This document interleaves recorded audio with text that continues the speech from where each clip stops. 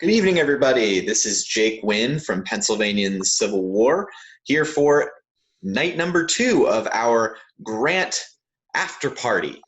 After yet another riveting 2 hours of Civil War history, we are back to discuss what happened in tonight's episode and to talk about some of the history behind that as well and our reactions to the episode tonight.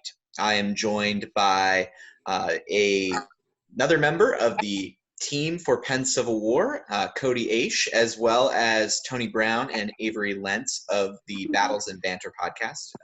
Cody's also involved with that as well. And we are here tonight to chat about this evening's episode of Grant. So I'm going to jump right over to Avery to get us started, since he featured very prominently yet again this evening, which was really exciting to see, talking about something that he is very passionate about, the Battle of the Wilderness. So, Avery, what did you think of tonight's episode? I will say just off the bat that the portrayals of the horror of the wilderness was so well done. I was going to save it, but can we just talk about that? The soldier on fire. That's really hard to watch, and that's fantastic. I know that sounds macabre, but they nailed it. There's no glory there. It was so well done. I was very, very satisfied with portrayals of wilderness combat. Saw a few complaints about how they brushed over a lot of it, but I'm like, it's such a confusing, complex battle. I mean, they spend a good, I would say, last quarter of the 2 hours on just the wilderness. I was really happy that that was the ending before we went into the further overland campaign and on to Petersburg and everything like that. A lot of chills tonight. I really did like that they got Grant's, probably one of his most famous quotes in there is, "I'm so tired of hearing about what Robert E. Lee is doing. You seem to think that he'll do a double somersault and land in our rear. Stop thinking about what Lee's doing. Think about what you're going to do." And that just was great. That was fantastic. And then another great one is, of course, the "we're heading south, we're going south" moment. I've been wanting to see that portrayed, and I think that's the first time on screen that we've seen that scene portrayed. I'm sure, there are directors out there that could do a lot more with a bigger cinematic budget and God knows what, but for a History Channel documentary and a dramatization, that gave me chills, just seeing the reaction of the Army of the Potomac and everything. So pretty well done. On the other side of things, I don't have a lot of big nitpicks, but there are a few things tonight that I was like, I don't know about. I can get into those unless you guys want to weigh in before we go further. I'll go over to the comments section before we do that, and just give some shout outs to folks who are watching. We have Andrea watching again tonight. Derek giving a shout out to Avery, saying Avery killed it again tonight. Got Thanks. John Launius down at Fred Spot. Hi, John. Hope you're well. Got Nathan Provost giving a shout out to Cody. And Nathan comes in again a little bit further down. I'll get to his comment in just a sec. Greg Sala from Gilbertsburg, PA. Vicky Stevens. Hi, Vicky. Checking in from Massachusetts. She says, great job, Avery. Nathan would love to know Avery's opinion if he defines the Battle of the Wilderness as a tactical loss. I did tweet about that. I would say it's absolutely not a loss. The big thing that we always said down in Fredericksburg and Spotsylvania is that it's a tactically inconclusive battle. You could argue, that the Union really can't claim a tactical victory there, but you can also say the Confederates cannot claim a tactical victory there, because if you look at the tactical goals of these commanders, Lee is trying to get Grant to retreat. He's trying to stop Grant's advance. He fails at both of those goals. Grant, his objective is really just to move his army through the wilderness, to get through there. And while along the way, you got to pitch into the Confederate Army at the soonest possible opportunity. So for Grant to accomplish this movement, this maneuver through the wilderness, and for Lee failing to stop him, I think we need to look at this battle as less of a Union dismal affair, and rather than it's a real bloodletting. I'm not knocking that at all, but we got to take that bloodletting and turn it into more of a Union success than the popular Civil War history has given it. So that was one of my big things. I disagree wholeheartedly with the notion that this is a tactical loss. It's just, you can't take that away you can't, it just takes away from the Union's success there. And I think that unfortunately is a product of the lost cause mentality that we've been fed for so many years of the 20th century. Absolutely. Keep going here with some of these comments. Andrea talked about the violence being hardcore, which I think we can all I'm going to come back around on that a little bit later as well.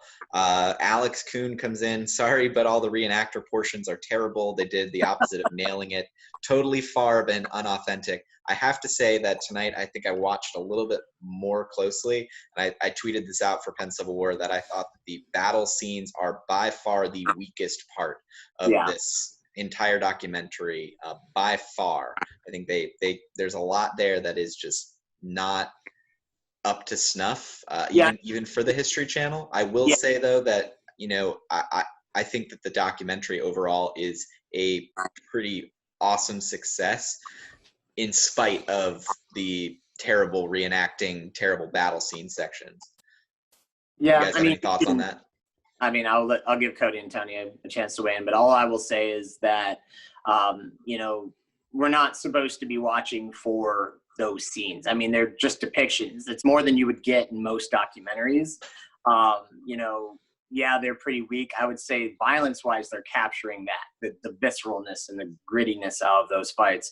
But, I mean, not to be kind of standoffish, but if you're just watching to nitpick buttons, to nitpick uniforms, to nitpick everything about a battle scene, then I'm sorry, you're going to be disappointed. So, I mean, just expect what you're watching. You know what you're watching. Don't get bogged down by the minute details. You're watching this documentary for the sole goal of its message. And in this message tonight, it was very strong. It's talking about Grant's character. It's talking about the character of the Union Army, and also weaving in issues like emancipation, weaving in the issues of the rest of the war. I mean, it's the bigger picture we're looking at here, people. Cody, Tony, what are your thoughts on that? Yeah, I'll just jump in really quick. You know, I think that we've come to expect so much from all these big Hollywood, you know, movies and things that we see recently, that when we see something that isn't maybe up to that level, we're quick to bash it. But for the most part, it's really enjoyable to me.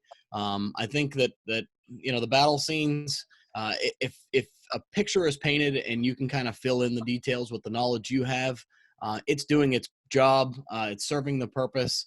And in a lot of these cases, not at all am I disappointed. I really, I think that a lot of the reenactment, yeah, again, maybe somebody could, with a bigger budget, do a better job. But for what this is, really, I don't have much, you know, negative to say about any of it. So I'm enjoying it. And I really think that, again, happy to see the History Channel kind of going down this road.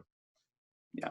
I would say the three main battles that we saw tonight, of course, are the Siege of Vicksburg, the Battle of Chattanooga, Grant coming to the rescue pretty much there, and then, of course, the Wilderness, as we've mentioned.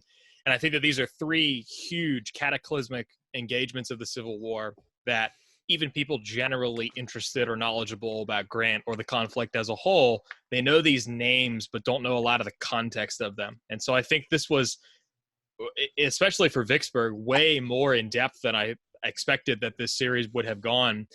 Just before we hopped on, I was telling Tony and Jake that ironically last night we didn't get, or we went actually further in the story than I thought we would. Tonight we didn't get quite as far as I thought we would. I thought we would probably finish the war tonight, but I think that putting these three battles, which are these titanic struggles, but still secondary in our national collective imagination compared to the likes of even a Shiloh, but especially an Antietam or a Gettysburg or the end of the Petersburg campaign and Appomattox, I think to put those on screen and put Grant's role in them was the most useful piece of this. What I will say is the downside of that is I think especially for Vicksburg, that they went into kind of as much time as they did on that. Granted, it's a long event, of course. I think there are a few really personal events pertaining to Grant that would have played out extremely well on screen that I'm really surprised they didn't get into. They touched a bit on the Lincoln relationship, but there's so much more there between March and April. The letters they're writing back and forth to one another. Lincoln telling Grant on April 30th, 1864, I don't really care what exactly your plan is because I trust you so much. I was really surprised that they didn't include any of those sort of lines there. And then not just because I'm partial to the Alexander Hayes story, but I think that the Hayes connection, a good friend of Grant, killed the Battle of the Wilderness. Horace Porter spends probably a page, 2 pages of his wilderness section talking about how Grant almost breaks down at his headquarters when he learns that this good pre-war friend of his has been killed in action. And likewise, Avery has posted on this for the Battles and Banter page, the relationship, which they briefly touched on, between Longstreet and Grant. Longstreet almost loses his life at the Wilderness. When Grant receives this news, this is also something that's weighing on him heavily. So those really personal moments that I think would A, be appealing to a broader audience, and B, what I think play out in these dramatic sequences are really good personal stories that I'm surprised weren't told there. But I think the big plus side, as I said tonight, is that we focused on these 3 battles, which by and large, in the grand scheme of things, haven't been entirely contextualized for the vast majority of people with just a little interest in the Civil War.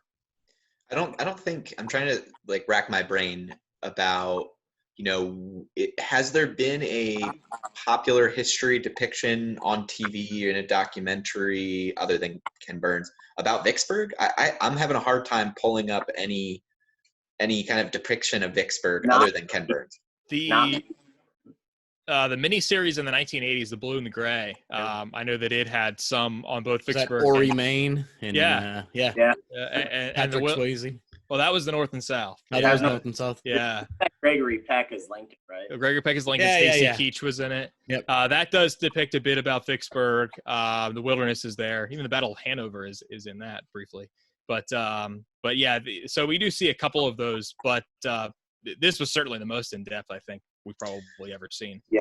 So I have another question for you guys, and Cody, you got into this. So for Tony and Avery, what is something that in tonight's episode that you would have liked them to see that they didn't cover?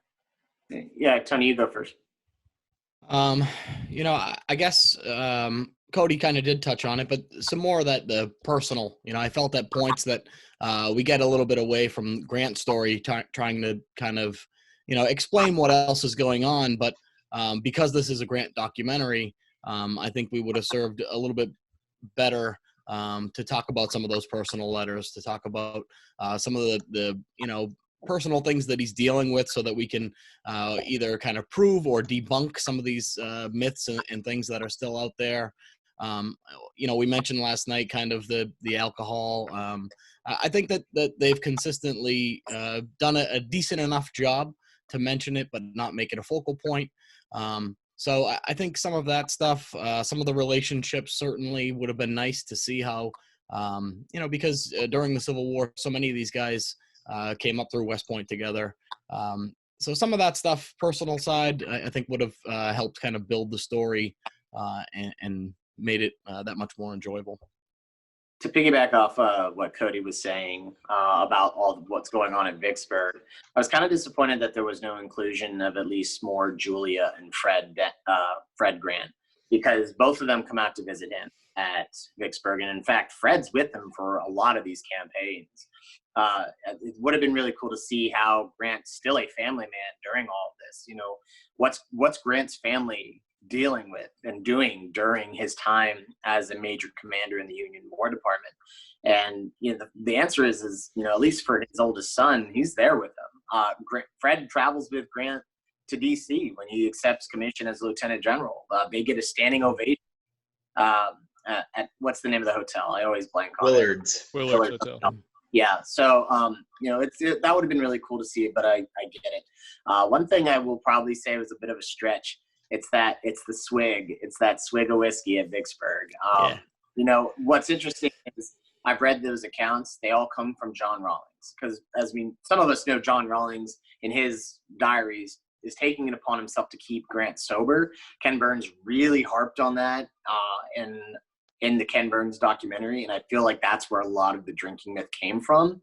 Now, from John Rawlings' accounts, he is spotting bottles of wine, bottles of whiskey around Grant's headquarters tent, but he never really puts bottle to lips on page. It's never seen. So that was never confirmed. So the fact that that swig is still there, I felt personally that almost kind of backtracked us a little bit from where we were last night, because now it seems like Grant's still struggling with the bottle. But the fact is, there's no real confirmation of it. It's all speculation. I just thought that was a very interesting choice to go with. I think maybe that was to add to the drama, to have him sipping one a little bit and then see John Rawlings come in and says, General Grant takes that bottle, puts it over here. Like, you know what I mean? It's just, I don't know. I felt like we probably could have done without that, you know, because there's no doubt in my mind Grant was miserable digging that canal. Everybody was miserable digging that canal. So, but I really did like overall how they did the Vicksburg campaign as and I mean I would say that I'm getting more comfortable with the actors and getting more used to it. Cody, I had a question. What did you think of Lincoln? That's my big thing. I mean, it's right out of the Daniel Day-Lewis playbook, like I think we said last night. Clearly, I think that's going to be, from an actor's perspectives, that's going to be the example for, you know, decades to come, maybe, in terms of Lincoln. But no, I thought for the use that he had, which was relatively brief to this point, I'm sure he'll be featured, of course, in the next episode. I think it was certainly effective portrayal. I will say that, piggybacking off of something that Avery said with regard to Julia, I think that the lack of women really overall is pretty apparent, both in terms of historical figures as well as in this episode especially, historical narration. We saw a few women historians in the first, you know, Christy Coleman, Joan Waugh was there. There were others, but in this one, you know, we're in these battle sequences. I know that Jennifer Murray on Twitter mentioned, you know, when we get to the battles, it pretty much all goes to men's perspectives, and that held true through tonight. And that's disappointing to see. I will absolutely echo that. That's one of my big disappointments. Like, nothing personal against these gentlemen at all, but I'm kind of tired of seeing Doug Don. I'm kind of tired of like, there's a huge cast of talking heads here. We could have had a little more sparse stuff. Like, I'm a huge Carolyn Janney fan. Carolyn, if you're watching, you know, you're awesome. And I would have just loved to see more of her, and a couple other talking heads too. It's been, when it comes to the battles, you're absolutely right, Cody, much of the same, including myself. So, but at least I'm sparsed in between there, which is nice. I don't have these long, big rambles. It's just kind of like, oh, and I have something to add, and then they can move on, which is great. So, but yeah, and tomorrow we'll see more diversity there. And then just to reiterate, you know, what Avery said there, it's nothing against any of those people. It's a producer's, you know, production thing as far as how the pieces are clipped together. Yep. One thing that I will mention, certainly something that I enjoyed last night and tonight that was really a strong point, was the maps again. They do such a great job of really, I think, getting the layperson to understand kind of situational, you know, opposing forces, the way things are moving, and why, you know, in Vicksburg specifically, why he had to move as far south as he did to get across. So just really good job on the maps. And I think in the wilderness to show the breadth of that wood and how big and substantial it really is, you know, for some people that don't have that picture, it certainly helped. Yep. There was something so I have two things that I thought were out that I kind of understand for time and complication's sake that were not included. One is during the Vicksburg campaign, I was very interested to see how they were going to handle the whole issue of Ulysses S. Grant and Jewish people. Yeah. And they just kind of zip right on by. Yeah, sure. And I think it would have, if included, it could have been an area to be where, you know, this is complicated. And I think that complication might be why it got left on the cutting room floor, because it's a tough, you know, it's a tough issue to approach. But I think it would be important to kind of show that layers of Grant, and also understanding that he made a mistake and, you know, is trying to backtrack on that and try to go and kind of make right on that. The other one that I thought goes back to, I think it was you, Avery, that said this about, Lincoln coming to Washington. Was that you, Avery? And Grant coming to Washington. Yeah. Sorry, Grant. Yeah, it's late at night. Late at night. I've been doing a lot of live tweeting tonight. Sorry. Grant coming to Washington and the Willard incident, I think is just such a funny scene. Yeah.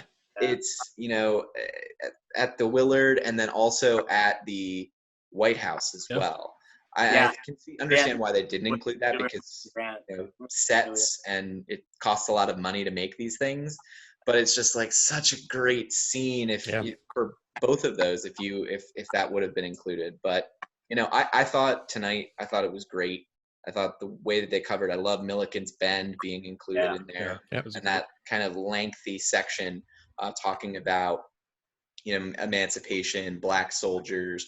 I think they did a really good job of that. I sent out a nasty tweet at somebody because I was angry at them for somebody that we included the history of black soldiers in the Civil War, and suddenly they're complaining about it. I did not realize how big how big a role Grant plays in the history of African American soldiers. Like, he's one of the first major high-ranking generals to see these men in combat, to see him in action and say, these guys can fight. We need more of their spirit. We need more of these men in uniform. We should not deprive them of this opportunity. And you can have people who will take that, turn it around and say, oh, Grant didn't care about black people. He just wanted to use them for cannon fodder. And that's absolutely false. Don't let anyone tell you that is true. It's more of that lost cause myth.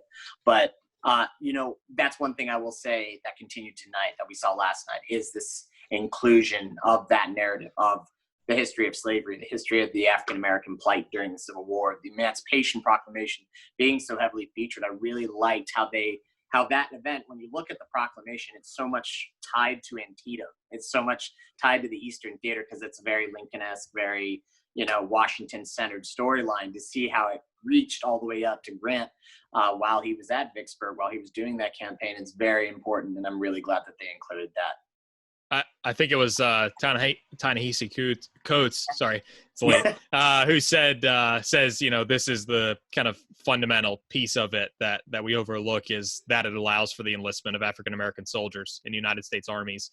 And I think where they placed it, to some people, might seem peculiar. It's 6 months after, the proclamation was effected. And here we can see it really, that aspect of it coming into play on the battlefield. When Avery mentioned the lost cause, it reminded me another aspect. It was a brief line, but it left me kind of cheering, like, yes, I'm glad that line was said, was from Doug Dowds. He makes the point of when Grant is now having these questions of, well, he's been successful to this point, but he has not yet met Robert E. Lee. And Doug Dowds says, we never flip that and say, well, Robert E. Lee has not yet met Grant. Sure. And I think that that's a really key thing to keep in mind. It's subtle, but it's an important aspect when we consider everybody who Lee has been up against. He has not met Grant to this point, and of course we see that play out from there. To quickly piggyback off that, I'll say that was a really good dramatized line at the end there with Lee and that dude saying, I believe Grant's going to retreat now. And he says, Tell me, do you know General Grant? No, I didn't think so. I was like, nice. That was nice. Like, it's just a really cool ending. They were really good at these cliffhangers and these ending shots. So while you can, ridicule the battle scenes, I will say the dramatizations, the Grant Meade scenes are really well done. And it's really cool that some of these characters who really haven't been given a talking head or a voice in some past documentaries are finally coming into the fold here.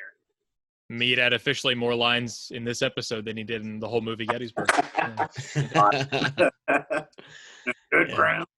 I hit the battle scenes pretty hard. I think that part of my issue with this is that there hasn't really been a good, gritty interpretation of Civil War combat. Yeah, I agree. Yeah. It doesn't exist. It either goes to this kind of big picture, thinking like Gettysburg, where it's like you're zoomed so far out, you're not seeing the intimacy of what's happening. Or we go and flip it the other direction to what we had tonight, which is super up close, but not in a super realistic sort of way. And you don't feel any connection necessarily with the soldiers who are fighting. You're just, I mean, to go off what Avery said, they're cannon fodder. They're just, they show up on screen, they get blasted, and Yep. you know, and I think that I've always been waiting for that kind of depiction. And I had some hope from some of the trailers. I kind of had a feeling that it wouldn't be that way, but I'm still really looking for that really well done Band of Brothers-esque treatment of Civil War combat. And I'm still waiting after Me Grant. I said, I was like, I'd love to see like Sam Mendes take his 1917 perspective and do a Civil War film, like an American Civil War film, even if it is just the wilderness. I mean, imagine the natural lighting, the tracking shots, the big panoramic shots, be really cool. But yeah, if we ever get a miniseries, they should do like From the Wilderness to Appomattox. I think is a really great opportunity right there. So anyone watching, producers wise, there's your idea. If I might add briefly, I don't know what we're on time here, but in terms of that aspect, I think there is this odd sort of juxtaposition where, because we went into such depth on Vicksburg, in other instances, such as the opening of the wilderness, for instance, I think that they really kind of glossed over that, where it was kind of shown that, the Vicksburg, or I'm sorry, that the wilderness is entirely fought within this thick growth of forest, which of course is mostly true. But the opening of the battle is one of the instances in which that's not true. And the opening of the battle, as we saw it tonight, is soldiers just kind of picketing, skirmishing, not even skirmishing yet, just picketing through a forest, and all of a sudden they open fire on one another. Whereas in reality, you have an open field at Saunders Field. You have artillery being wheeled up the road. You have, U.S. cavalry.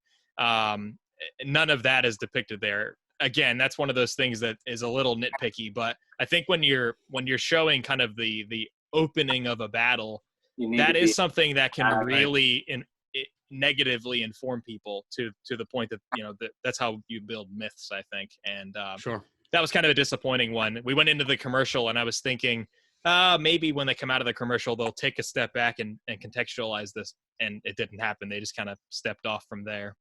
Yeah, I agree, Cody. I mean, I wish the maps had been a little more zoomed in to kind of give you a better sense of the battlefield. I was like, oh man, we're just missing the Saunders Field here. It's like they wanted to take like one scene from the Battle of the Wilderness, which is that fight in the forest with the fire. And that's your idea of the wilderness. You're not getting that field. You're not getting the Higgerson Farm. You're not getting Saunders Field, unfortunately. But, I mean, if you had to give somebody, we have to remember, this is also for general audiences, too. Not everyone's, like, weird like us. So, like, exactly. They're not gonna know. But, I mean, like you said, it's going to misinform some people. There is that fear there. But I think if you needed to give a non-history buff an idea of the wilderness, fire, forest, close quarter combat, melee kills, that's the name of the game. So at least I'm hoping, if anything, not to pun myself here, it's a spark of interest for these people. So I mean, and I will say one thing I thought was like kind of disappointing and almost laughable is we didn't even get a mention of Chickamauga tonight. I know that they were rushing. It's like they go down here to Georgia, a big victory. Yeah. And then they go right back up. I was like, damn. Yeah. Like Chickamauga just got slighted. I don't even know if it was on the map. I didn't notice that it was even. Oh, they did the map and go right back. Yeah. That was almost comical. I had to laugh out loud. We did slide in George Thomas in there, although somebody pointed out they picked, I think it was Civil War Humor on Twitter, pointed out they picked like the worst, ugliest picture of George Thomas. Where it's like blurry and he looks really fat. It's like it's Coach Maga fame.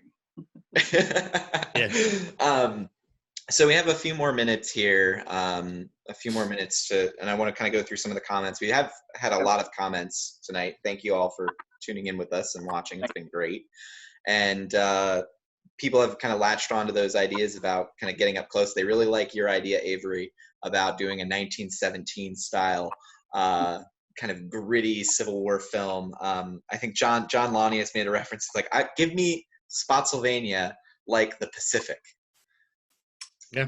Like, cool. You know, like a shape kind of. Yeah, like really up close. I would be 100% down with that.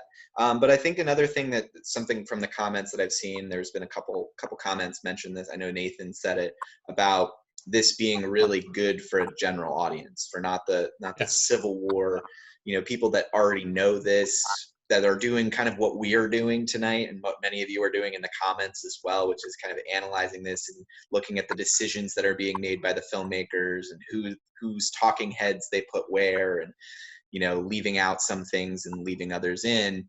But thinking of it, and I know seeing this on Twitter, there was a lot of people that were like, wow, I didn't know any of this. And I think that's great. And I think that's what this documentary is doing so well, is taking these kind of casual viewers that might know some of the stories, but are probably going to subscribe to a lot of the Grant myths that are out there, courtesy of the Lost Cause and kind of really dated interpretations. And it is throwing that out, and it is starting over. And people are, from what I'm seeing on Twitter, and I know that is not a necessarily super reflective of the totality of the History Channel viewing audience, but people seem to be really picking up on that and really seem to be enjoying and really learning something from this, which is fantastic. That's awesome. I agree, 100%.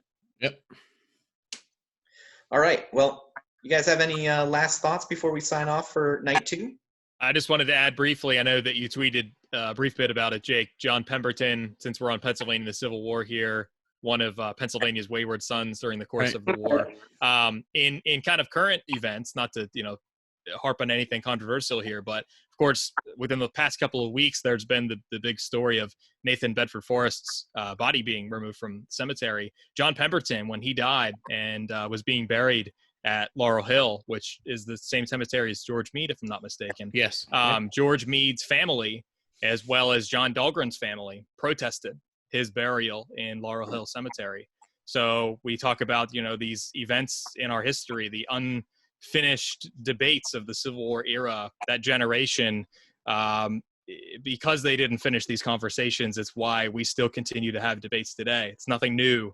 Nobody's, revising anything with the debates that we're having today. It's just an extension of those same qualms that the unfinished work, as Lincoln called it. That's one of those pieces of that unfinished work. But a Pennsylvania connection there. Pemberton, of course, featured prominently throughout the Vicksburg piece there. All right, Tony. I will say, for me, most memorable beard was AP Hill. Yes. And reminiscent of maybe Longstreet's Gettysburg. But looking forward to tomorrow night, and the things that obviously we're more aware of tonight than we were last night. So keep an eye on those things, and hope that it finishes strong. Excellent. Avery? Yeah, I'll just say that going into tomorrow, I'm probably, once we get out of the Civil War realm, it's going to be more new to me, because that's, like I said last night, something that I'm not as versed in as Grant's presidency. I mean, I've been learning about it for the last 2 years, and it's still very fresh. So I'm very excited to see that. But just from the trailers, that the KKK scenes, I am really, really hoping they drive the nail in about how anti-Klan Grant was. And I'm hoping to see a lot of really kind of dissolved myths about Grant's presidency, not just about him in the Civil War, but I'm very excited for that. So probably won't be as prominently featured tomorrow, which is fine. I was very satisfied with stuff tonight. So I'm very excited to see more of the other talking heads, and see if they can get more screen time. And that's my hopes for tomorrow. If I could just have one brief word, I can't wait to see on that note how they deal with the relationship of Frederick Douglass and Grant. I know I mentioned last night that we saw Douglass briefly in one of the trailers.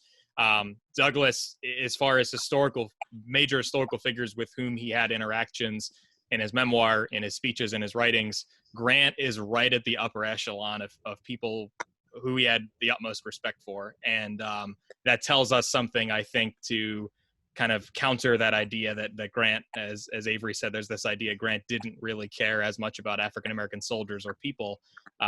Frederick Douglass would argue otherwise. And I really can't wait, as something of an amateur Douglass historian myself, to see that relationship, how it plays out on screen. All right. Well, that's where we're going to leave it, gentlemen. Thank you all for joining tonight and for chatting through. Avery, just have to say, it was great to see you on screen so much. Your description of the wilderness was incredible and vivid, and I think painted a picture that the filmmakers were able to kind of glom on all of their scenes on top of. And yeah, it was great. Thank you all out there for viewing with us tonight, for joining us and adding in your comments and questions. It's been great. Thank you for being here. If you are still here, there's 25 of you. Like the video, share the video. That helps to share. It will also be on YouTube in a few minutes as well, so you can share it from there. Sometimes it's a little easier to share some of those YouTube videos. You can subscribe to our YouTube channel, Penn Civil War, over on YouTube. And we will see you all tomorrow night for our final after party after the final episode of Grant. We hope to see you then. Until then, hope you all stay safe, and thanks for watching with us. Thank you, Thanks, everybody. everybody. Good night. All right.